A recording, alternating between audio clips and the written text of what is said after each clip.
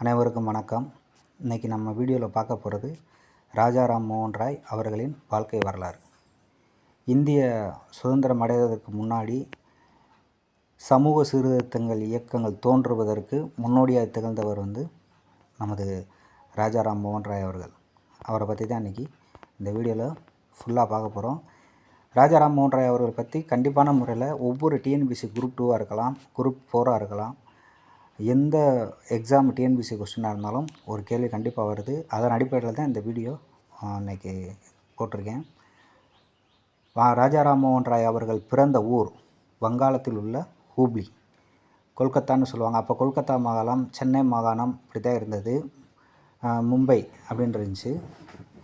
அந்த கொல்கத்தா மாகாணத்தில் இருக்கக்கூடிய வங்காளத்தில் உள்ள ஹூப்ளி மாவட்டத்தில் ராதா நகர் அப்படின்ற இடத்துல தான் மே 22, 1772 வருடத்தில் ராஜா ராம்மோகன் ராய் பிறக்காங்க.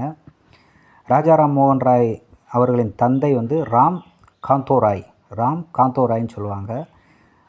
அவங்களோட தாய் தாரணி தேவி. ராஜாராம் அவர்களின் தாய் தாரணி தேவி.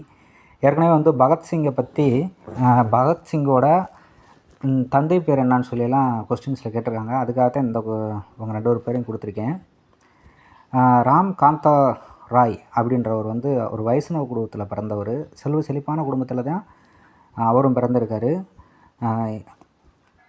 இவருக்கும் பின்னொரு நாட்களில் இவர் வைஷ்ணவ குடும்பத்தில் பிறந்ததுனால நிறைய மூட பழக்க வழக்கங்களை கடைப்பிடிப்பார் ராம் காந்தோ ராய். ஆனால் ராஜா ராம்மோகன் ராய் அதை இந்த மூட பழக்க வழக்கங்கள்லாம் முற்றிலும் அப்பாற்பட்டவர். அதனாலே அவங்க 2 பேத்துக்குள்ளே கருத்துப்பாடு வரும். கருத்துப்பாடு வந்ததுக்கப்புறம் 2 பேரும் பிரிஞ்சு கொஞ்ச நாள் வெளியே போயிடுவார் அவர். இப்போ பார்ப்பாங்க. உயர் படிப்புக்கு ராஜா ராம்மோகன் ராய் உயர் படிப்புக்கு சென்ற ஊர் பாட்னாவுக்கு அவங்கள உயர் படிப்புக்கு போக சொல்லியிருப்பாங்க.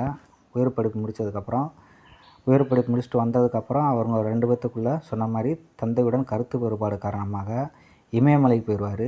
இமயமலைக்கு போயிட்டு அங்கேருந்து திபெத்துக்கு வழியாக ஒரு சில அனுபவங்களை அவர் மக்களை சந்தித்து அனுபவங்களை கற்றுக்குருவார். அதுக்கப்புறம் திருமணம் முடிஞ்சதுக்கப்புறம் வாரணாசியில் வேதம், உபநிஷதம், இந்து மத தத்துவங்கள் ஆகியவற்றை முறையாகவும் ஆழமாகவும் படிக்கிறார். இவர்தான் ராஜா ராம்மோகன் ராய். 1803 தனது தந்தை இறந்ததால், ராஜா ராம்மோகன் ராய் அவர்களின் தந்தை இறந்ததால் முர்ஷிதாபாத்தில் அவர் பணிபுரிகிறாரு. பின்னாடி கொல்கத்தாவில் ஒரு வட்டி கடையில் ரொம்ப நாள் வேலை பார்க்குறாரு.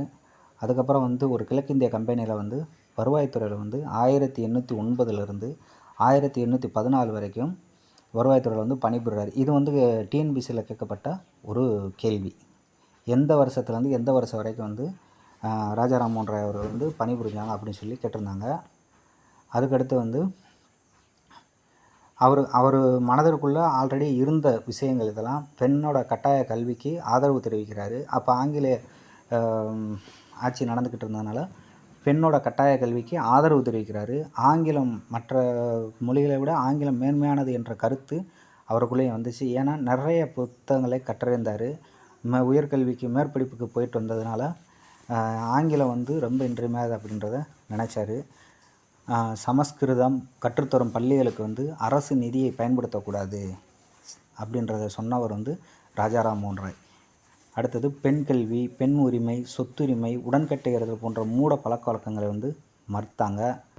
அதுக்கடுத்து 1828 பிரம்ம சமாஜத்தை தோற்றுவித்தார். 1828 பிரம்ம சமாஜத்தை தோற்றுவித்தார். அதன் மூலம் பலதார மனம், சாதி அமைப்பு, பெண் சிசு கொலை, தீண்டாமை, பர்தா அணிதல் முறை, குழந்தை திருமணம் ஆகியவற்றை எதிர்த்தார். இதை ஃபுல்லாமே இந்த 1828 கொண்டு வரப்பட்ட பிரம்ம சமாஜம் மூலமாக எதிர்க்கிறாங்க ராஜா ராம்மோகன் ராய் அவர்கள். இந்த அடிப்படை அமைப்பு, இந்த பிரம்ம சமாஜத்தின் வச்சு தான் வில்லியம் பெண்டிங் பிரபு அவர்களோட இணைந்து அவரோட வச்சிருந்த இயக்கங்கள் மூலமாகவும் தன்னோட கருத்துக்களை வலியுறுத்தி அந்த சட்டத்தை கொண்டு வருவாங்க 1829. சரி, அந்த சதி என்னும் உடன்கட்டை ஏறுதல் வழக்கம் அவருக்கு அந்த மனதில் வர்றதுக்கான மிகப்பெரிய நிகழ்வு என்னென்னா, அவரோட அண்ணனுடைய மனைவி, அதாவது அவங்களால தான் அவங்க தான் அவங்கள வளர்த்துருப்பாங்க ராஜா ராம்மோகன் ராயை. இவர் கண்ணு முன்னாடியே அந்த உடன்கட்டை ஏறக்கூடிய சூழ்நிலை பார்க்கும்போது இவருக்கு அப்புறந்தே அந்த தாக்கம் இருந்திருக்கும். அதை அடிப்படையாக தான் இவ்வளோ விஷயங்கள் அவர் பண்ணியிருப்பார். அதுக்கடுத்து ராஜா ராம்மோகன் ராய் அறிந்திருந்த மொழிகள் என்னென்ன மொழிகள்லாம் அறிந்திருந்தாருன்னா, ஆல்ரெடி அவர் வந்து கொல்கத்தாவில் வந்தாலும் வங்காளம் பேசுவார். சமஸ்கிருதம், ஹிந்தி, கிரேக்கம், ஹீப்ரு, லத்தீன், இயேசுநாதர் பேசிய மொழி கூட அவர் அறிஞ்சிருந்தார். அதனால தான் இயேசுநாதர் கட்டளைன்னு ஒரு புக்கெல்லாம் எழுதியிருப்பார். பின்னாடி பார்க்கலாம், அது இது தெரிஞ்சுக்கோங்க. அடுத்தது இது டிஎன்பிசியில் கேட்ட கொஸ்டின்னு. மேற்கு மற்றும் கிழக்கித்திய தத்துவ கலப்பை எடுத்துரைத்த இந்திய சமூக சீர்திருத்தவாதி யார் அப்படின்னு கேட்டிருந்தாங்க. ராஜா ராம்மோகன் ராய் அவர்கள் தான். அடுத்தது இந்தியாவின் விடிவெள்ளி யார் அப்படின்னு கேட்டிருந்தாங்க. ராஜா ராம்மோகன் ராய். இந்திய மறுமலர்ச்சியின் தந்தை யாருன்னு அடிக்கடி கேட்பாங்க. இது ராஜா ராம்மோகன் ராய். ஆத்ம சபையை உருவாக்கியவர் வந்து ராஜா ராம்மோகன் ராய் தான் உருவாக்குனார். அடுத்தது வந்து கிபி 1817 ராஜா ராம்மோகன் ராய், ராதா காத்துதேவ் அவங்க 2 பேர் ப்ளஸ்ஸு பல பேரை இணைத்து மகா பாடசாலையை வந்து எங்கே தொடங்கினார்னு சொல்லி கேட்டிருந்தாங்க. இது ஒரு டிஎன்பிசி கொஸ்டின். கொல்கத்தாவில் தொடங்கினார்கள். மகா பாடசாலை வந்து கொல்கத்தாவில் தான் தொடங்குறாங்க. அதுக்கடுத்து 1821 வந்து சம்பத் கௌமதின்னு சொல்லுவாங்க, சம்பத் கௌமதி அப்படின்னு சொல்லுவாங்க என்ற பத்திரிகையை தொடங்கினார். இது வந்து டிஎன்பிசி குரூப் 2ல் கேட்ட கொஸ்டின். சம்பத் கௌமதி என்ற பத்திரிகையோடு தொடர்புடையவர் யாருன்னு சொல்லி கேட்டிருந்தாங்க. ராஜா ராம்மோகன் ராய். ஆன்சர். இது வந்து என்ன மொழி பத்திரிக்கைனா, இது வந்து வங்காள மொழி பத்திரிக்கை. மொத்தமே 2 மொழி பத்திரிக்கை தான் வந்து ராஜா ராம்மோகன் ராய் வந்து வச்சுருப்பாங்க. ஒன்று வங்காள மொழி பத்திரிகை சம்பத் கௌமதி, ரெண்டாவது வந்து அக்பர் மீரட் உல் அக்பர் அப்படின்றக்கூடிய பாரசீக பத்திரிகை வந்து தொடங்கியிருப்பாங்க 1822 அடுத்த வருஷமே. மீரட் உல் அக்பர் அப்படின்ற பத்திரிகை தொடங்கியிருப்பாங்க. மொத்தமே 2 பத்திரிக்கை தான், அது 2 மொழியில், ஒன்று வங்காளம், இன்னொன்று பாரசீகம். சரிங்களா? வங்காளத்தில் கேட்டால் சம்பத் கௌமதி அப்படின்றது தெரியணும், 1821 ஆரம்பிக்கப்பட்டது. பாரசீக மொழியில் கேட்டாங்கன்னா மீரட் உல் அக்பர் அப்படின்றது உங்களுக்கு தெரியணும், 1822.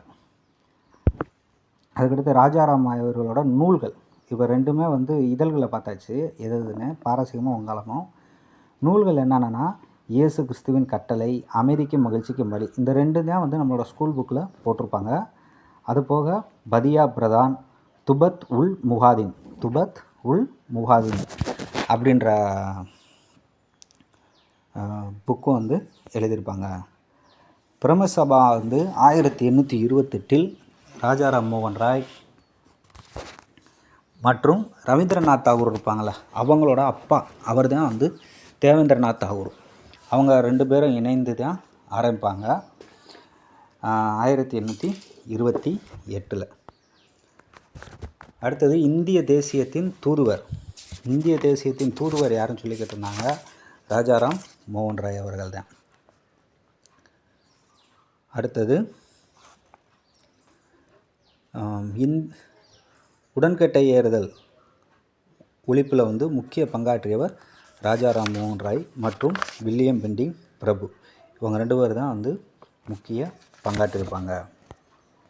சதி ஒழிப்பு நடைமுறைக்கு கொண்டு வரப்பட்ட ஆண்டு 1829. சதி ஒழிப்பு கொண்டு வரப்பட்ட ஆண்டு 1829. இது டிஎன்பிசி கொஸ்டின். நிரந்தர நிலவரியை ஆதரித்தும் அரசுக்கு செலுத்த வேண்டிய அதிகமான வரியை மக்கள் ஒவ்வொரு தனிநபரும் கட்ட வேண்டும் என்று சொன்னவர் யாருன்னா ராஜா ராம்மோகன் ராய் தான். அடுத்தது 1817 டேவிட் ஹேர் மற்றும் ராஜா ராம்மோகன் இணைந்து கல்கத்தாவில் இந்து கல்லூரியை வந்து தொடங்குறாங்க. கல்கத்தாவில் இந்து கல்லூரி. யார்? டேவிட் ஹேர் அல்லது ஹார்ன்னு சொல்லுவாங்க. டேவிட் ஹேர் அல்லது ஹார் மற்றும் ராஜா ராம்மோகன் ராய் இணைந்து இந்து கல்லூரி 1817. எல்லா மதமும் ஒன்று அப்படின்றத நிரூபிக்கிற வகையில் உருவ வழிபாடு இல்லாமல் கல்கத்தாவில் வந்து உருவமே இல்லாத ஒரு கோயிலை வந்து எந்த சிலைகள் எதுவுமே இல்லாமல் ஒரு கோயிலை கட்டினாங்க. மத சகிப்புத்தன்மையை ஏற்படுத்துறதுக்காக முஸ்லீம் குழந்தையை வந்து வளர்க்குறாங்க. அது போக அந்த சதி ஒழிப்பு ஆக்ட் வந்து ரெகுலேஷன் ஆக்ட் 17 சொல்லி கொண்டு வரப்பட்டது. அது ரொம்ப தீவிரமாக அதை வந்து செயல்படுத்தினதில் வந்து வில்லியம் பெண்டிங் பிரபுவும் ராஜா ராம்மோகன் ராய் அவர்களோட பங்கும் ரொம்ப முக்கியத்துவமாக கருதப்படுது. அடுத்து நீங்கள் 10th புக்கில் வந்து பார்த்திங்கன்னா 19ஆம் நூற்றாண்டில் சமூக சீர்திருத்த இயக்கங்கள் அப்படின்ற டாப்பிக்கில் ராஜா ராம்மோகன் ராயும் பிரம்ம சமாஜத்தை பற்றி போட்டிருப்பாங்க. அதை ஒன் கிளான்ஸ் ஒரு தடவை வாசிச்சு விட்றேன், பார்த்துக்குங்க.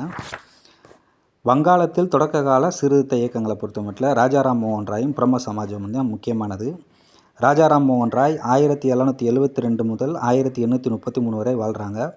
மேலை நாட்டு கருத்துக்களால் கவரப்பட்டு சீர்திருத்த பணிகளை முன்னெடுத்த தொடக்க கால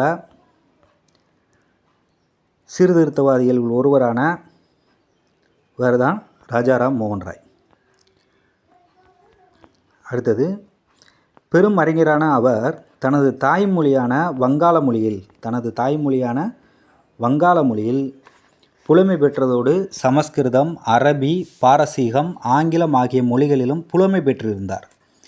ராஜா ராம்மோகன் ராய் பொருளற்ற சமய சடங்குகளையும் கேடுகளை விளைவிக்கும் சமூக மரபுகளையும் எதிர்த்தார். இருந்த போதிலும் கடந்த காலத்துடனான தொடர்பை அவர் பாதுகாக்க விரும்பினார். தன்னுடைய சமய தத்துவ சமூக பார்வையில் அவர் ஒரு கடவுள் கோட்பாடு, உருவ வழிபாடு எதிர்ப்பு போன்ற கருத்துக்களின் தாக்கத்தை பெற்றிருந்தார். உபநிடதங்களுக்கு தான் கொடுத்த விளக்கங்களின் அடிப்படையில் இந்துக்களின் மறைநூல்கள் அனைத்தும் ஒரு கடவுள் கோட்பாட்டை அல்லது ஒரு கடவுளை வணங்குவதை உபதேசிப்பதாக கூறினார். சமூகத்தில் நிலவி வரும் உடன்கட்டை ஏறுதல், அதாவது சதி, குழந்தை திருமணம், பலதார மனம் போன்ற மரபு சார்ந்த பழக்க வழக்கங்கள் குறித்து பெரிதும் கவலை கொண்ட அவர் அவற்றிற்கு எதிராக சட்டங்கள் இயற்றும்படி ஆங்கில அரசாங்கத்திற்கு விண்ணப்பித்தார். விதவை பெண்கள் மறுமணம் செய்து கொள்ள உரிமை உடையவர்கள் எனும் கருத்தை முன்வைத்தார். பலதார மனத்திற்கு முற்றுப்புள்ளி வைக்கப்பட வேண்டும் என்றார். மக்களை பகுத்தறிவோடும் பரிவோடும் மனித பண்போடும் இருக்கும்படி வேண்டுகோள் விடுத்தார். 1829 தலைமை ஆளுநர் வில்லியம் பெண்டிங் சதி எனும் உடன்கட்டை ஏறும் பழக்கத்தை ஒழித்து சட்டம் இயற்றியதில் ராஜா ராம்மோகன் ராய் முக்கிய பங்கு வகித்தார். ராஜா ராம்மோகன் ராய் பெண்ணடிமைத்தனத்தை கண்டனம் செய்தார். ஆண்கள் பெண்களை கீழானவர்களாக நடத்தும் அன்றைய கால நடைமுறையை எதிர்த்தார். பெண்களுக்கு கல்வி வழங்கப்பட வேண்டும் என கருத்தை வலுவாக முன்வைத்தார். பள்ளிகளிலும் கல்லூரிகளிலும் ஆங்கில கல்வியும் மேலை நாட்டு அறிவியலும் அறிமுகம் செய்யப்படுவதை முழுமையாக ஆதரித்தார். ராஜா ராம்மோகன் ராய் 1828 பிரம்ம சமாஜத்தை நிறுவி ஆகஸ்ட் 20ஆம் நாள் கல்கத்தாவில் ஒரு கோவிலை நிறுவினார். அக்கோவிலில் திருவுருவச் சிலைகள் எதுவும் வைக்கப்படவில்லை. இங்கு எந்த ஒரு மதத்தையும் ஏளனமாகவோ அவமானமாகவோ பேசக்கூடாது அல்லது மறைமுகமாக குறிப்பிடலாகாது என எழுதி வைத்தார். பிரம்ம சமாஜம் உருவ வழிபாட்டை தவிர்த்ததோடு பொருளற்ற சமய சடங்குகளையும் சம்பிரதாயங்களையும் எதிர்த்து இருந்த போதிலும் தொடக்கம் முதலாக பிரம்ம சமாஜத்தின் கருத்துக்கள் கற்றறிந்த மேதைகள், கல்வியறிவு பெற்ற வங்காளிகள் என்ற அளவில் மட்டுமே செயல்பட்டது. சமூகத்தின் கீழ்த்தட்டு மக்களவை தன்பால் ஈர்ப்பதில் சமாஜம் தோல்வியடைந்தாலும் நவீன வங்காள பண்பாட்டு மற்றும் நடுத்தர வர்க்கத்தின் மீதான அதனுடைய தாக்கம் மிகவும் போற்றுவதற்குரியதாகும். ராஜா ராம்மோகன் ராயை பற்றி கிட்டத்தட்ட ஓரளவு நம்ம 10th புக்கு முதற்கொண்டு ஓரளவு கவர் பண்ணியிருக்கோம். கண்டிப்பான முறையில் ஒரு கொஸ்டின் வரும். இதில்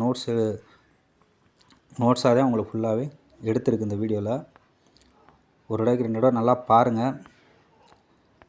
அடுத்து ராஜா ராம்மோகன் ராய் எப்போ இறந்தாங்க அப்படின்னா செப்டம்பர் 22, 1833 அதே அந்த ஆங்கில கிழக்கிந்திய கம்பெனிட்ட ஒர்க் பண்ணிக்கிட்டு இருக்கும்போது அந்த வேலை சம்மந்தமாக அவர் இங்கிலாந்து போயிருக்காரு. அப்போ தான் இறந்துடுறாரு. செப்டம்பர் 22, 1833 இங்கிலாந்தில் பிரிஸ்டோர் என்னும் இடத்தில் மரணம் அடைந்தார். இந்த இடம் ரொம்ப முக்கியம். எங்கே இருந்தாங்கன்னா இங்கிலாந்து நாட்டில் பிரிஸ்டோர் என்னும் இடத்தில் செப்டம்பர் 22, 1833 மரணம் அடைந்தார். சரி, அடுத்து வேறு ஒரு தலைவரோட அடுத்த வீடியோவில் பார்க்கலாம். இந்த வீடியோ உங்களுக்கு யூஸ்ஃபுல்லாக இருந்துச்சுன்னா உங்கள் ஃப்ரெண்ட்ஸுக்கும் ஷேர் பண்ணிடுங்க.